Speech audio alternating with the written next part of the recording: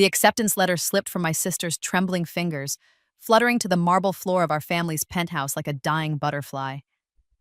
I watched from the hallway my own acceptance letter, to the same prestigious university but with a full scholarship and early admission, clutched in my hand. Maya's face had gone from triumphant pink to ashen gray in the span of a heartbeat. "That's impossible," she whispered, her voice cracking. "You're supposed to be taking the exam next year. You're only 17. You can't." But I had. And in my previous life, I hadn't.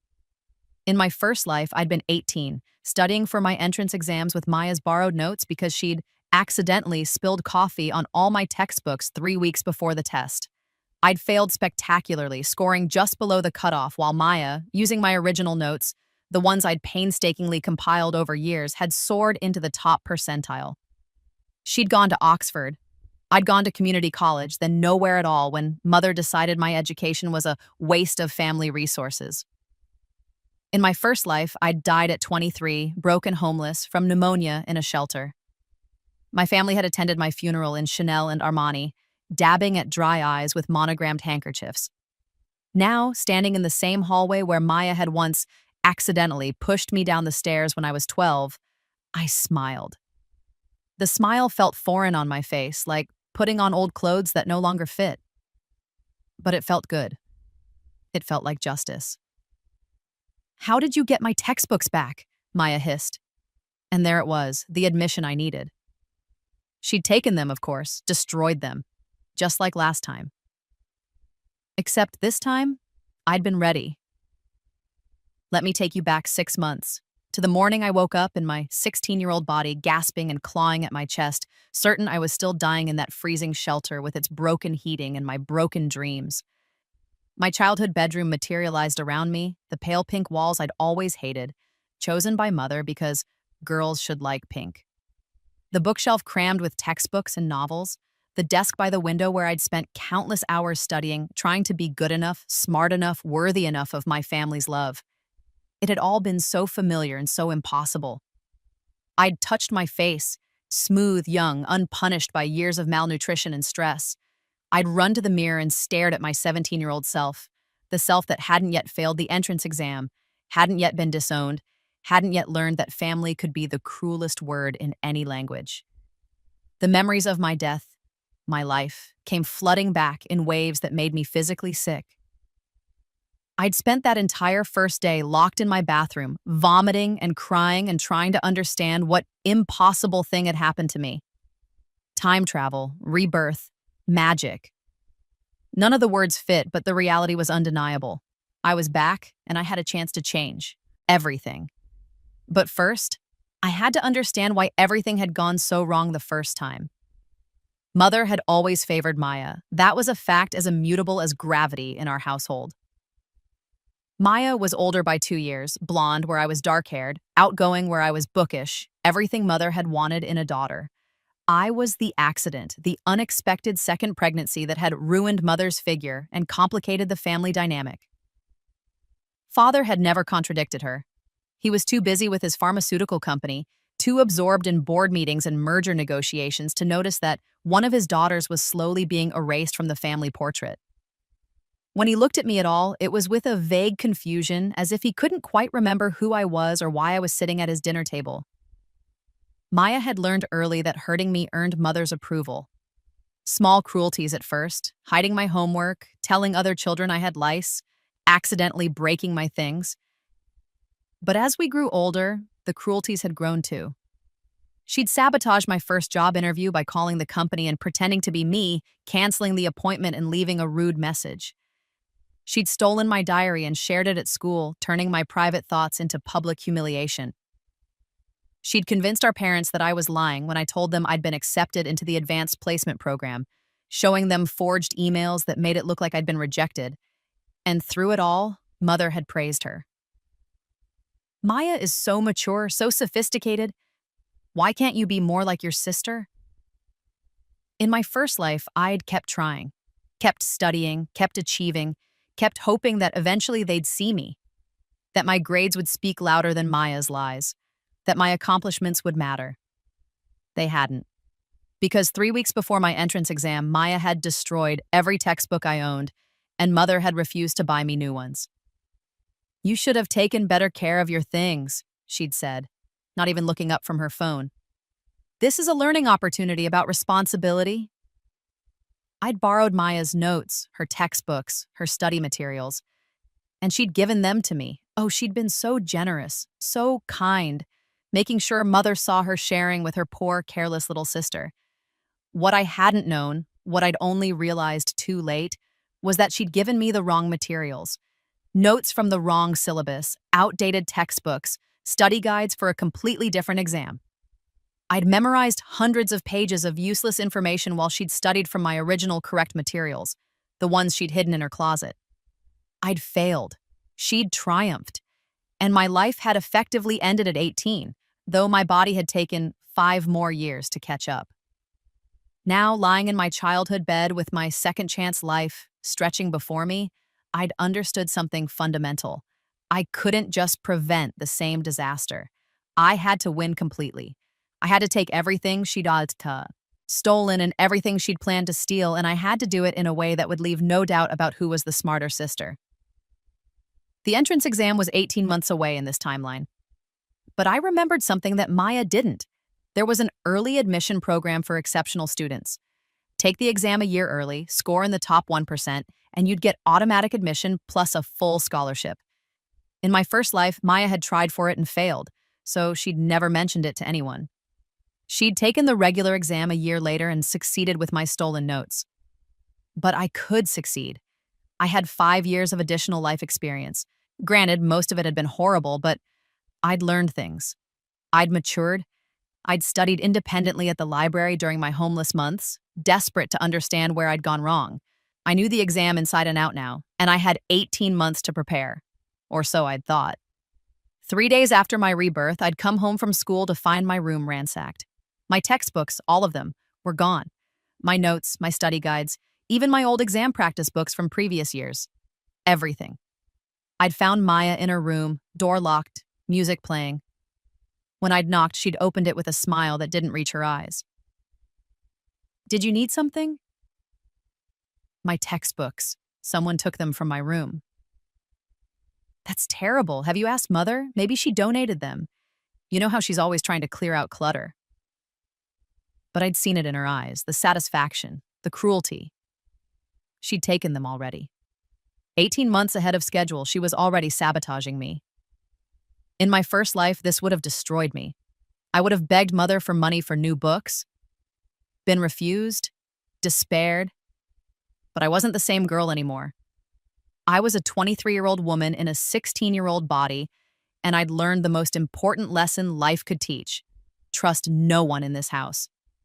That night, I'd gone to the library. I'd checked out every relevant textbook they had. I'd made photocopies of the most important pages. I'd photographed every page with my phone and uploaded them to a cloud storage account Maya couldn't access. I'd visited used bookstores and bought older editions of the textbooks.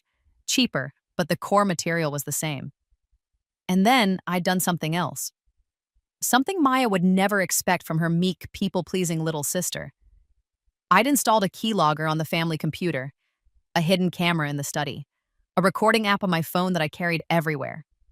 I'd started documenting everything, every cruel word, every sabotage, every lie Mother told Father about me, every time Maya stole credit for my achievements. I was building a case, a record, evidence. Because this time, I wasn't going to just escape. I was going to burn their whole world down. The months that followed were the hardest of both my lives. I studied in secret, at the library, at coffee shops, in the Mayas, locked bathroom at 3 a.m. I let Maya think she'd won, that I was struggling without my textbooks, that I was falling behind in my classes. I failed tests deliberately, handed in mediocre homework, played the role of the defeated younger sister. Mother was pleased. "Finally, you're showing your true level," she'd said at dinner one night, Maya smirking beside her. It's good to have realistic expectations. Not everyone can be exceptional like Maya. Father had nodded absently, not even looking up from his phone. I'd smiled and agreed and felt nothing but cold, calculated fury.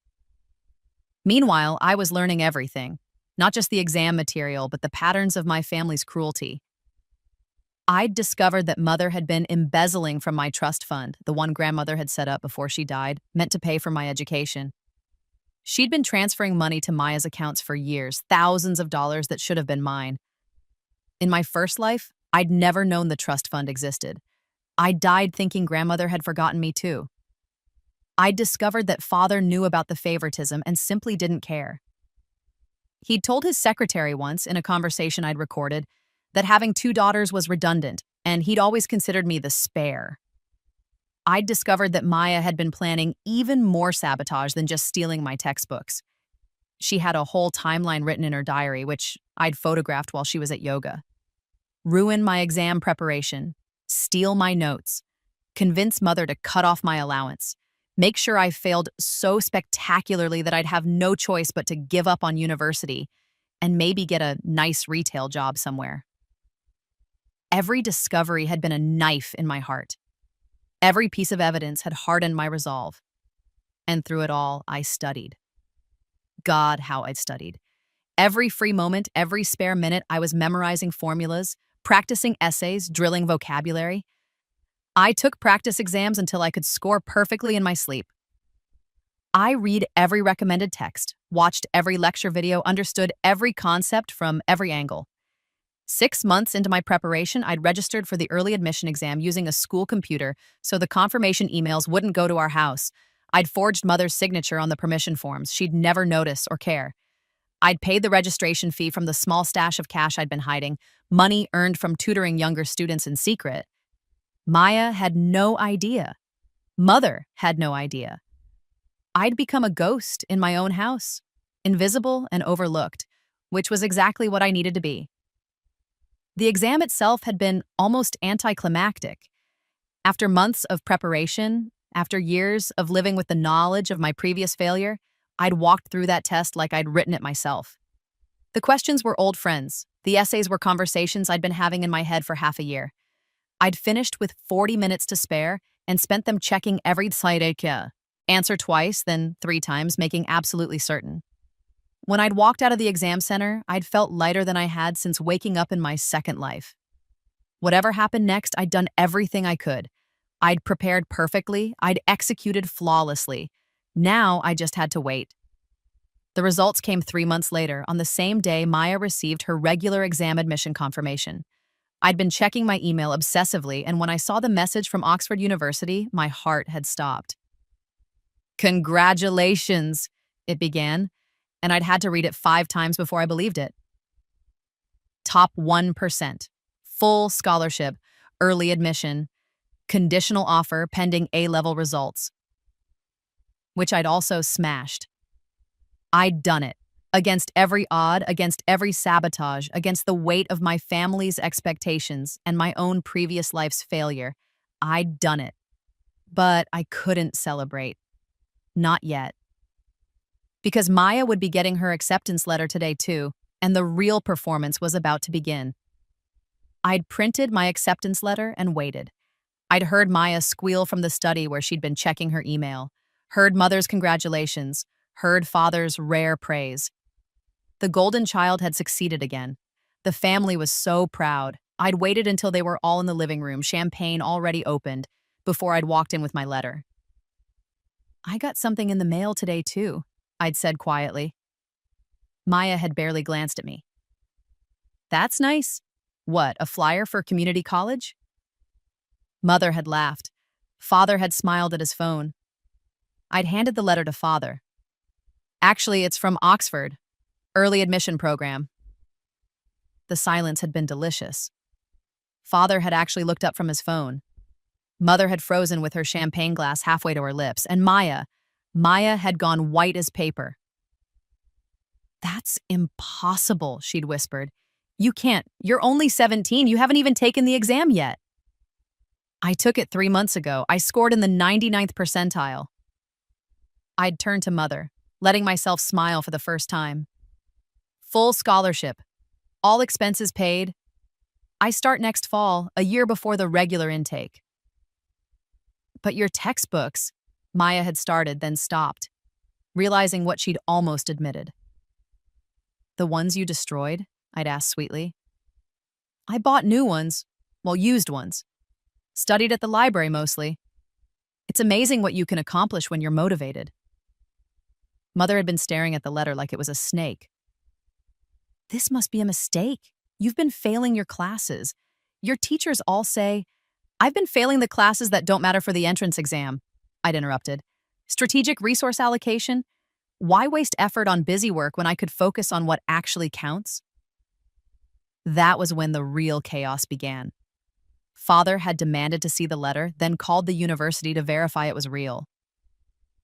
It was. Mother had insisted I must have cheated somehow, that there was no way I could score higher than Maya. I'd offered to take any test they wanted to give me, right there, right then. Maya had locked herself in her room and refused to come out. The family champagne celebration had curdled into accusation and confusion. How had this happened? How had their failure of a daughter suddenly become exceptional? It didn't fit the narrative they'd built over 17 years. You must have had help, Mother had insisted. Who helped you? Did you pay someone to take the test? I'd pulled out my phone then, the one that held months of recordings. Would you like to hear what you said to Maya last month? About how you were glad I was failing because it made her look better by comparison? Or should we discuss the trust fund grandmother left me, the one you've been embezzling from for 7 years? The color had drained from Mother's face. You're lying. I have bank records, transfer statements, audio recordings of you telling Father how you diverted my education fund to pay for Maya's image consultant and networking opportunities. I've had a lawyer review them. It's fraud, Mother. Multiple counts. Father had stood up then, his face red. You recorded us? In our own home? In my home, I'd corrected. The one where I've been systematically abused and sabotaged for my entire life. The one where my sister destroyed my property to prevent me from succeeding. The one where my mother committed felony theft. Yes, I recorded you, because I knew no one would believe me otherwise. I'd turned to Maya's closed door. And Maya, I know you took my textbooks. I have you on camera entering my room, taking them and burning them in the backyard fire pit. I have your diary entries planning to sabotage me. I have text messages between you and Mother coordinating how to make sure I failed. The silence that followed was the sweetest sound I'd ever heard. Now, I'd continued, my voice steady despite my racing heart. Here's what's going to happen. I'm going to Oxford a year early, fully funded. You're going to transfer every penny you stole from my trust fund back into my account with interest. And you're all going to pray I decide not to press charges. You can't press charges, Mother had sputtered. You're 17, you're a minor, we're your parents. I turn 18 in 3 months, I'd interrupted. And I've already consulted with grandmother's lawyer, the one who set up the trust. He's very interested in how you've managed it. In fact, he suggested that perhaps the court should appoint a guardian ad litem to investigate whether I've been the victim of financial abuse. Father's face had gone from red to gray. His pharmaceutical company couldn't afford a scandal right now. They were in the middle of a major merger. Any suggestion of financial impropriety in his personal life could tank the deal. What do you want? He'd asked flatly. I want what was always mine. My trust fund fully restored. A written apology from each of you, which I'll keep for my records. And I want to be left alone. No contact at university unless I initiate it, no showing up to visit, no interference in my life whatsoever. And if we agree? Mother's voice was small, defeated. Then I keep the evidence private. It stays my insurance policy. But if any of you ever try to hurt me again, if Maya ever contacts me with anything other than a sincere apology, if I find out you're spreading lies about me, I'd pause, letting the threat hang. Then everything goes public. The recordings, the evidence of fraud, all of it. And I'll make sure everyone knows exactly what kind of family you really are. Maya had opened her door then, her face blotchy with tears. You can't do this. This was supposed to be my moment, my achievement. I'd looked at her, really looked at her, and felt nothing but pity. No, Maya, it was supposed to be mine. 6 months ago in this timeline, Years ago in a life you don't remember. This was mine. You just stole it. I'm just taking back what you tried to destroy. I don't understand, she'd whispered. I know you don't. And you never will. I'd turned back to my parents. Do we have a deal? Father had looked at Mother. Mother had looked at Maya. Maya had looked at the floor. Fine, Father had said finally. You'll have your money back within the week, but you're on your own after that. Don't expect any support from this family. I'd laughed then, sharp and bitter. I never have. That's why I've spent my whole life preparing for this moment. I'd walked to my room, packed a bag, and left. I'd been staying with a friend from school whose parents had always been kind to me, who'd seen the bruises I'd hidden and the sadness I'd carried. They'd offered me their spare room when I'd explained I needed to leave home early for university preparation. They didn't know the whole truth. No one could, but they knew enough. That had been 2 weeks ago. Since then, the money had been transferred back into my account, nearly $200,000, my original inheritance plus the interest it should have earned. Father's lawyers had sent a tersely worded letter confirming that all parties agreed to my terms. Maya had sent one email, a rambling mess of self-pity and accusation that I'd deleted without finishing. And today, the official acceptance letters had arrived for both of us. Maya's regular admission to start in 18 months. My early admission to start in 3 months with a full scholarship, with an invitation to join the honors program, with recommendations for student housing and meal plans and everything I'd need to start my new life. The weeks leading up to my departure were strange and dreamlike. I'd moved all my belongings out of my parents' house bit by bit, taking only what was truly mine, leaving behind the pink room and the painful memories. I'd said goodbye to my few real friends, promising to keep in touch. I'd visited grandmother's grave and told her ghost that I'd finally escaped, that I'd finally won.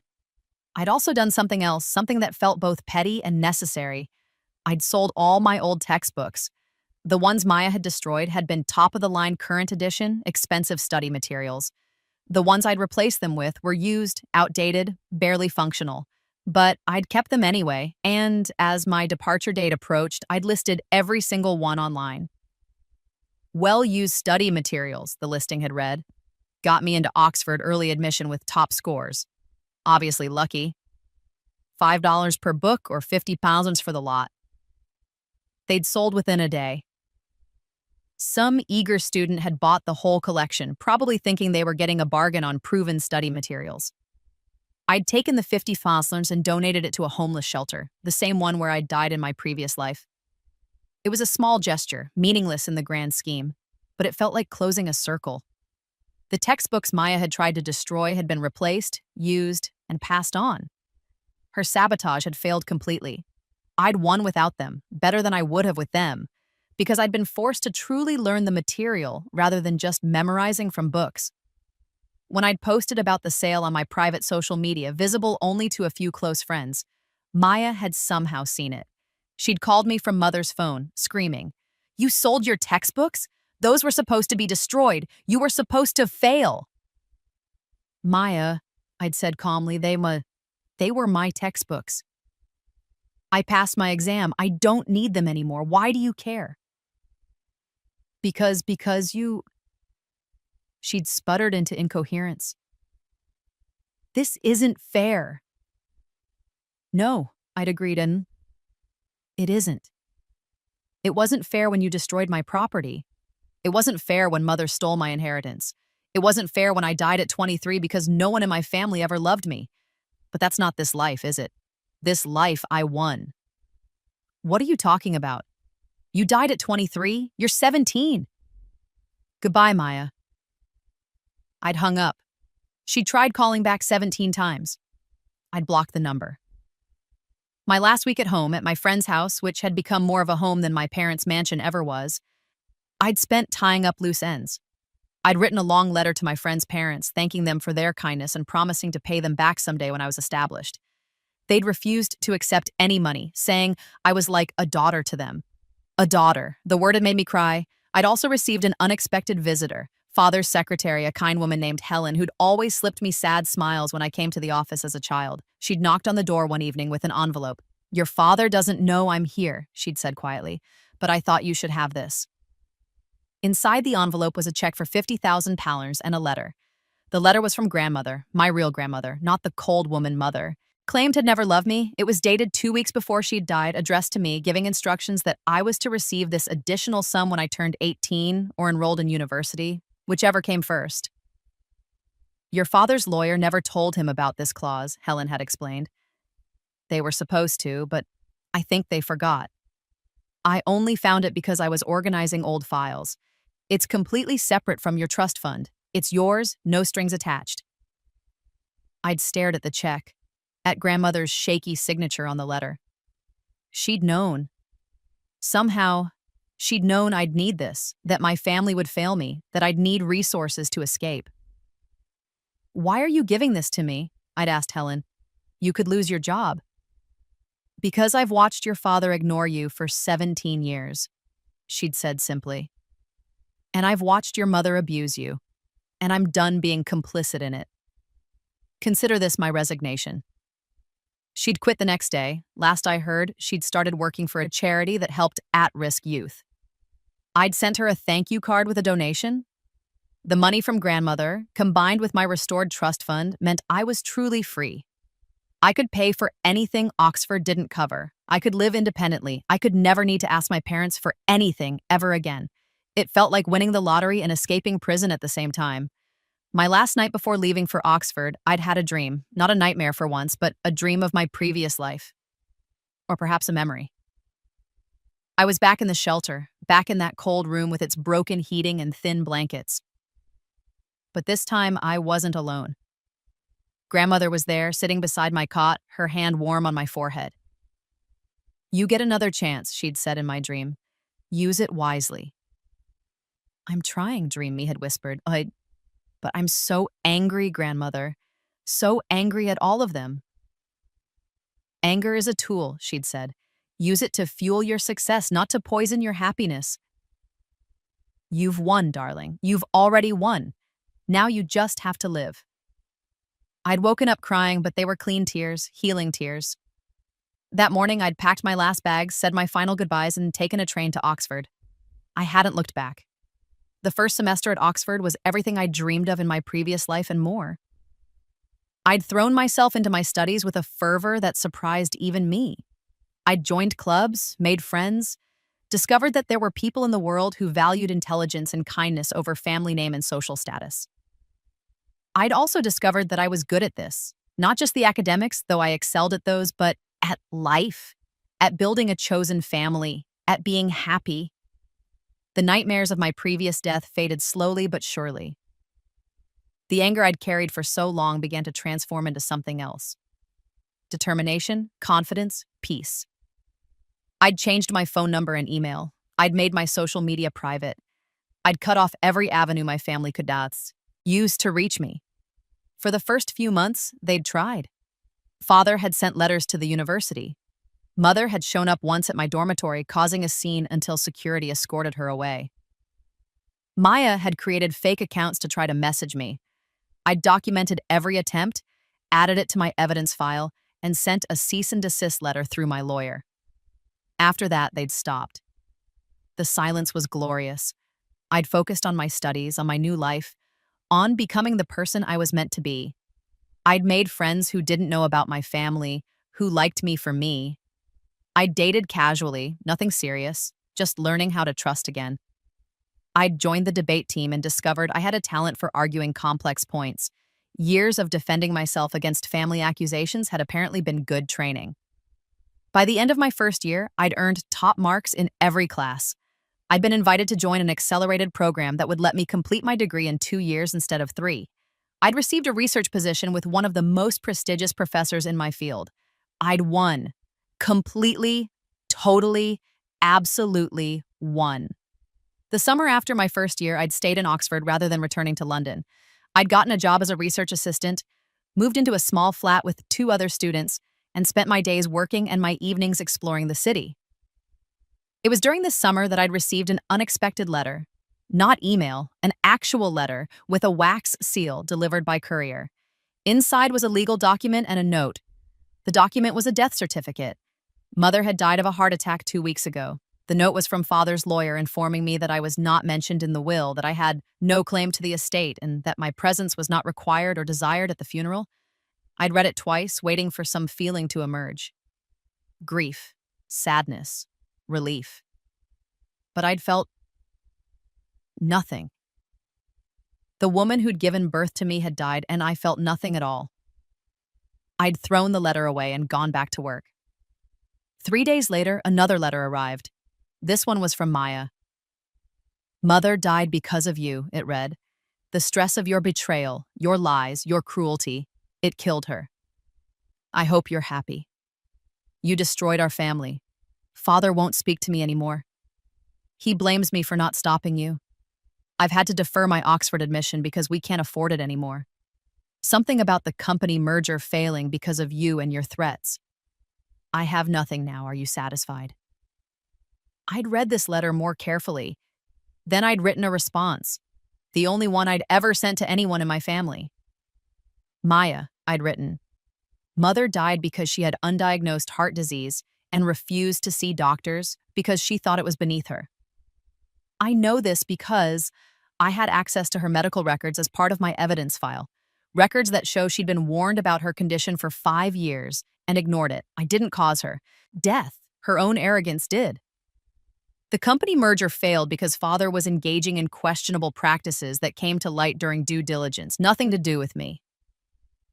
The stress of potential exposure probably contributed to Mother's heart attack, but again, that's a consequence of their own actions, not mine. You have nothing now because you built your entire life on stolen foundations. You wanted my notes, my achievements, my success. When you couldn't steal them anymore, you had nothing left of your own. That's not my fault, that's yours. I am satisfied, yes. But not because you're suffering. I don't think about you enough to care whether you're suffering. I'm satisfied because I'm free, because I'm happy, because I'm succeeding on my own merits, and because I never have to see any of you again. Don't contact me again. This is your only warning." I'd sent the letter and blocked Maya's email address. I'd never heard from her again. My second year at Oxford was even better than my first. I'd published my first academic paper.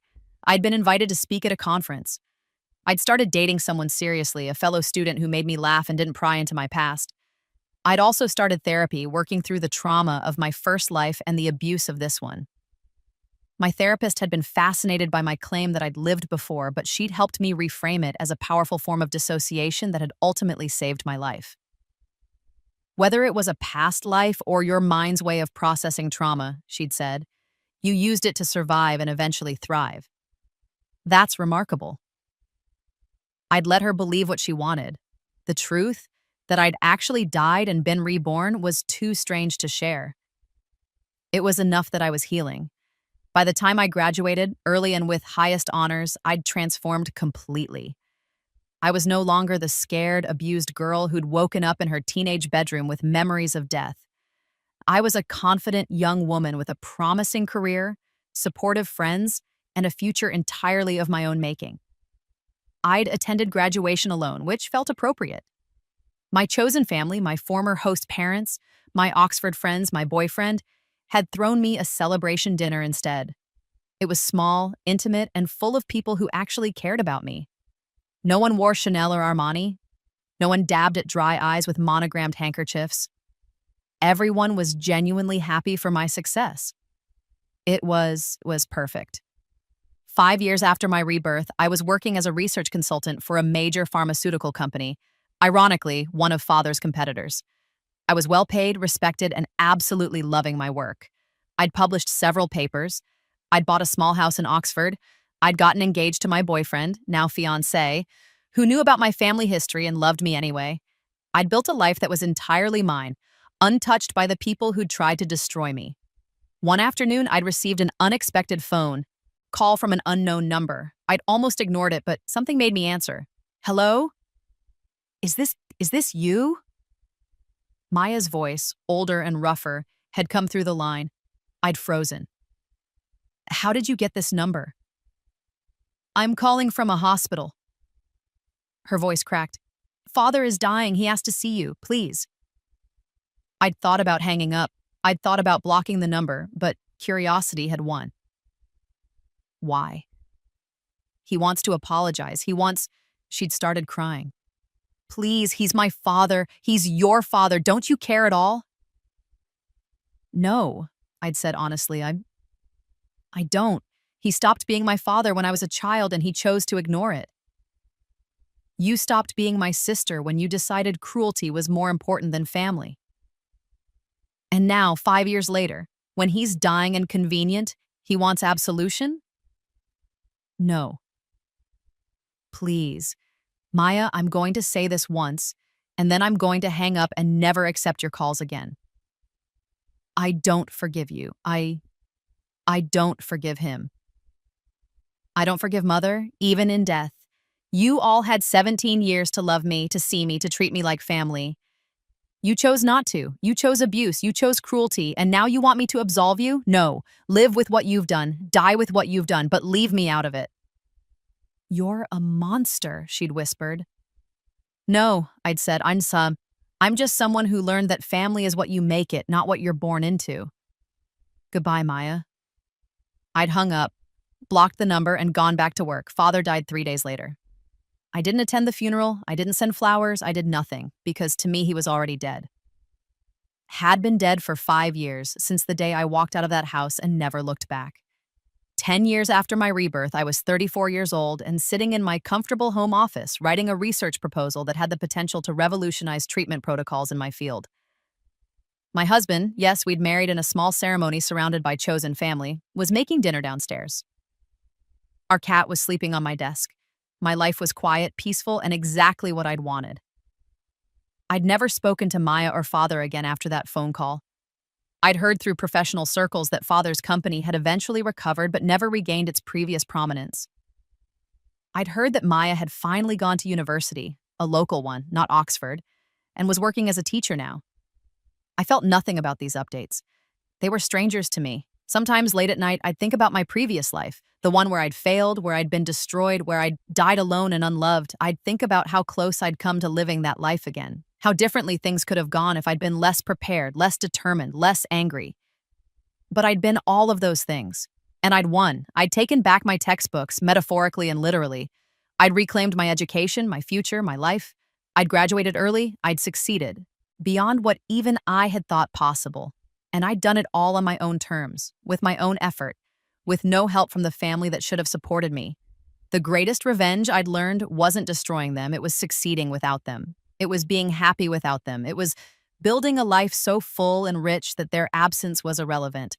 The final piece of my revenge came unexpectedly, 12 years after my rebirth.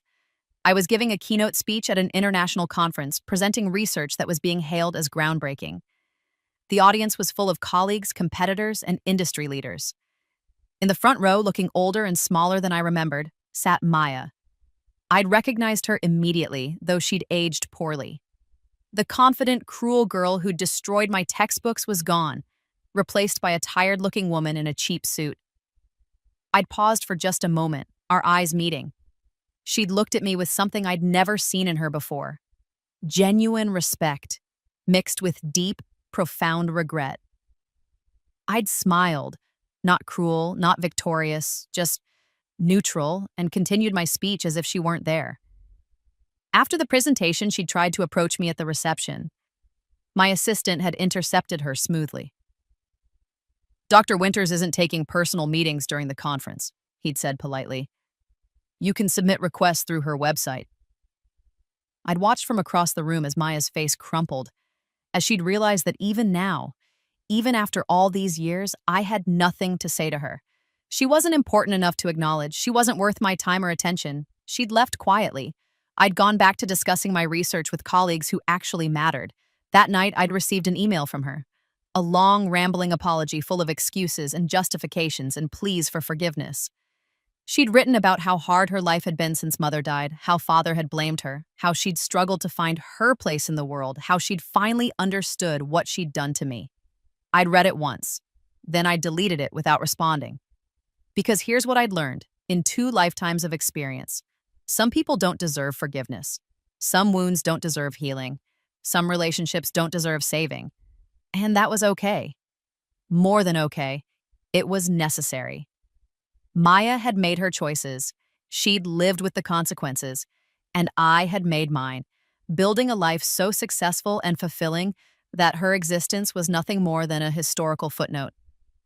15 years after my rebirth, I sat in my garden, a real garden, behind my real house, which I'd bought with my own money and filled with my own choices, and thought about the girl I'd been in my first life, the one who'd tried so hard to earn love that could never be earned, the one who died believing she was worthless. If I could speak to her now, I'd tell her, "You were never the problem. You were never unworthy. You were never unlovable. You were just surrounded by people who couldn't see value in anything that didn't serve them." I'd tell her, "You're going to die. It's going to be cold and lonely and unfair, but somehow, impossibly, you're going to get another chance.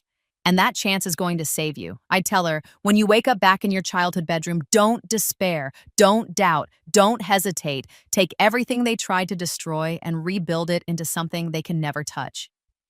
Take your stolen textbooks and replace them with knowledge they can never take away. Take your stolen dreams and make them so real they become inevitable."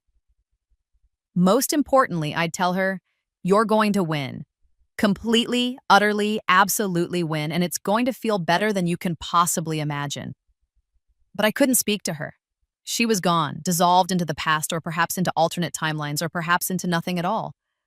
All I had was this life, this second chance, this impossible gift, and I'd used it well. 20 years after my rebirth, I was at the peak of my career.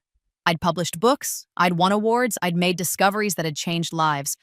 I'd mentored students who were now changing the world themselves. I'd built something that mattered, something that would outlast me. I'd also done something else. I'd set up a scholarship fund at Oxford for students from abusive homes.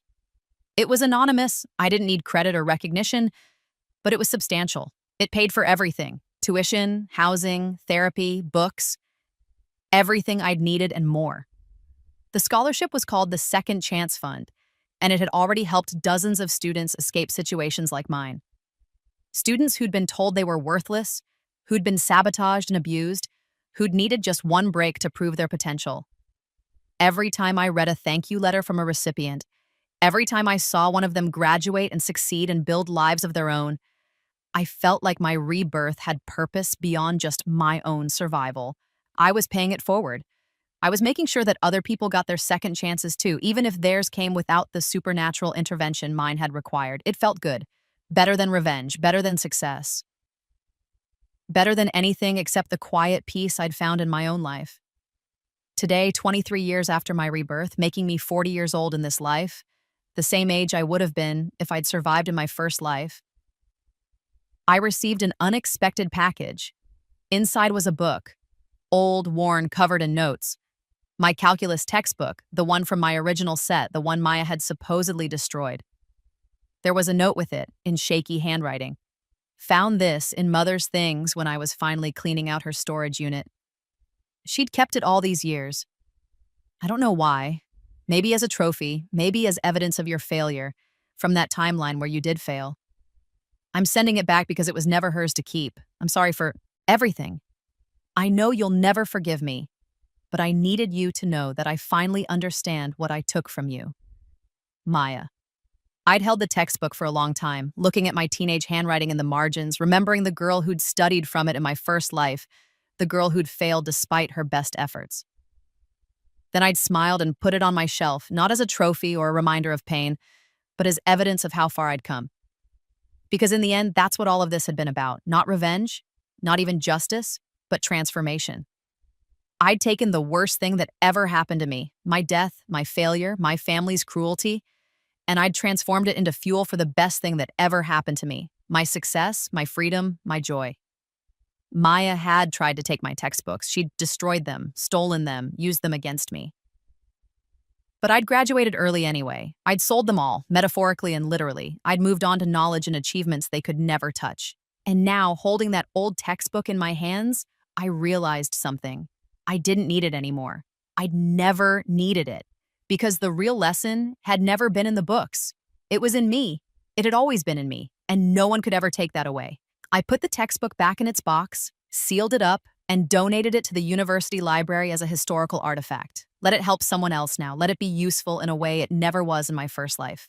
Then I went back to my garden, my husband, my peaceful life, the life I'd built from ashes and determination and one impossible second chance. I'd won, not because I'd destroyed my family, not because I'd gotten revenge, but because I'd taken back everything they'd tried to steal, my education, my future, my happiness. And I'd built something beautiful with it. That was the real victory. That was the real ending to my story. And it was everything I'd ever wanted.